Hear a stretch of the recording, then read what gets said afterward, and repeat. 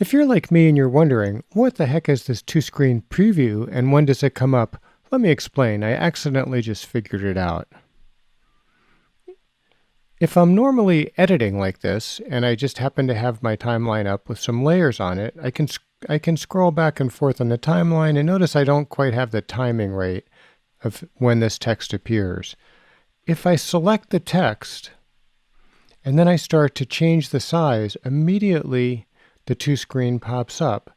And what it shows me is it shows me on the right side what it looked like before I started making the change.